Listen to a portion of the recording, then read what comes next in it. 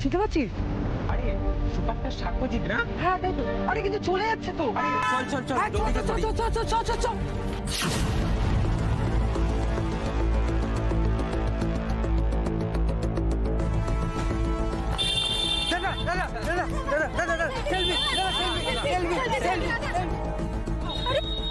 তো মুক্ত হয়ে যাবে। তো লোক ছুটে যাচ্ছে দেখেছো সামনে?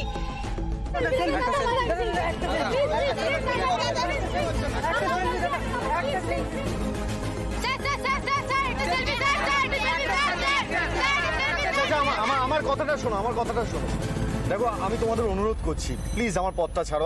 আমার হাতে একদম সময় নেই, প্লিজ প্লিজ সরে যান প্লিজ, সরে যান, এখানে শুটিং হচ্ছে না, প্লিজ সরে যান। না আমি সরবো না। আর তুমি জানো আমি দাদার কত বড় ফ্যান। দাদা একটা সেলফি দিয়ে দিন না দাদা, প্লিজ দাদা। দাদা আরে এত বড় সুযোগ পাওয়া যায় নাকি? স্যার প্লিজ একটা সেলফি একটু টাঙানে দেখি স্যার প্লিজ।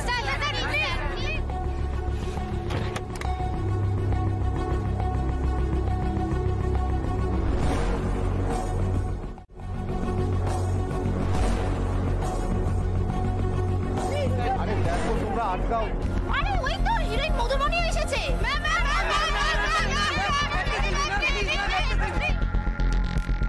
আপনারা প্লিজ একটু দূরে সরে দাঁড়ান। সরে যান। মধু তুমি নামতে গেলে কেন? কি করবো সাক্ষ্য? এরকম একটা ন্যাস্টি ক্রাউডের মধ্যে তুমি একা দাঁড়িয়ে থাকবে আর আমি গাড়িতে বসে থাকবো? সাক্ষ্য প্লিজ গাড়িতে ওঠো, এখানে কোনো সিকিউরিটি নেই। কেমন হ্যাংলার মতো করছে দেখো হিরো দেখে। প্লিজ চলো। আরে প্লিজ তোমরা একটু শান্ত হও, প্লিজ শান্ত হও। আচ্ছা তোমরা যদি আমায় ভালোবাসো তাহলে আমি যে কাজে বেরিয়েছি আমাকে সেই কাজটা করতে দাও। আমি তোমাদের অনুরোধ করছি। দেখো আজ আমি সুপারস্টার হয়ে পথ চলছি না, আমি একজন সাধারণ মানুষ হয়েই বাবার কাছে যাচ্ছি। আসলে আমার খুব কাছের একজন মানুষ অসুস্থ। মৃত্যুঞ্জয় বাবার যদি দয়া থাকে তাহলে আমি তাকে ফিরে পাবো। দেখো তোমরাও তো আমাকে ভালোবাসো, তোমরা আমার কাছের মানুষ, তোমরাও ভক্ত। তোমরা আমার হয়ে প্রার্থনা করো না যাতে আমি তাকে ফিরে পাই। আমি যে কাজে বেরিয়েছি সেই কার্য যেন আমি সাধন করতে পারি। আমাকে প্লিজ তোমরা এভাবে আটকিও না, আমার পথ ছাড়ো প্লিজ।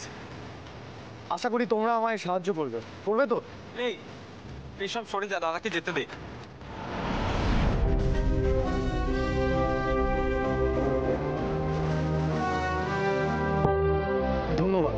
ধন্যবাদ তোমাদের অনেক। চলো।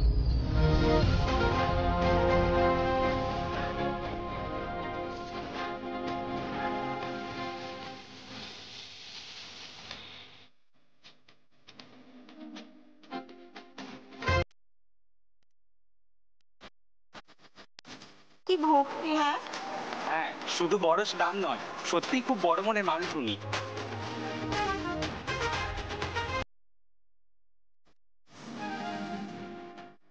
কি হয়েছে বাবা? তোমার বাড়ি থেকে অসুস্থ?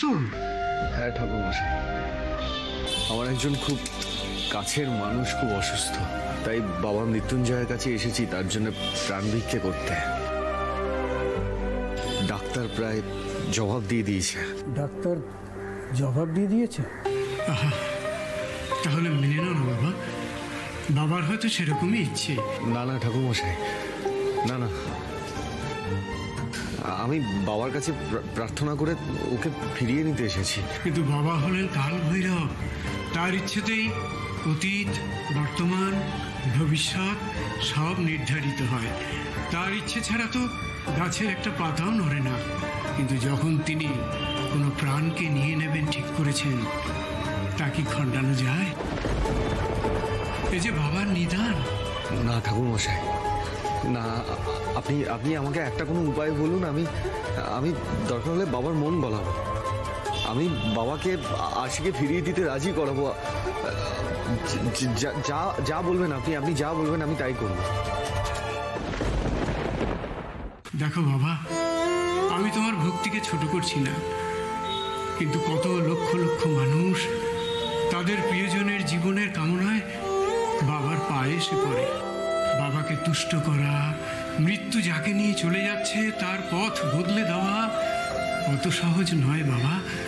ঘরে ঘরে নিত্য জীবন মৃত্যুর এই খেলা চলছে। আজ যে কাছে কাছের মানুষকে কাঁদিয়ে চলে যাচ্ছে, কাল হয়তো সেই নতুন মানুষ হিসেবে অন্য কারোর ঘরে পদার্পণ করছে। এই যে অনেক আগে থেকে ঠিক করা বাবা। কিন্তু কিন্তু ঠাকুরমশাই, আমি যে শুনেছিলাম বাবা মৃত্যুঞ্জয়ের কাছে মানত করলে মনস্কামনা পূরণ হয়। ঠাকুরমশাই, কোনো উপায় কি হয় না? হ্যাঁ, একটা উপায় হতে পারত, কিন্তু সত্যি তুমি দুর্ভাগা, তোমার কপালে তা নেই। আপনি বলুন না, কি ঠাকুরমশাই, কি?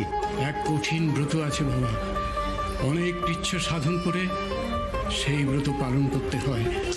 কি ব্রত? সেই ব্রতর নাম আগুন সন্ন্যাসীর ব্রত। একমাত্র আগুন সন্ন্যাসীর ব্রতই তোমার সেই কাছের মানুষকে তোমার কাছে ফিরিয়ে আনতে পারে। আগুন সন্ন্যাসীর ব্রত? সেটা কি? সে এক ভীষণ কঠিন ব্রত বাবা, সবাই পালন করতে পারে না।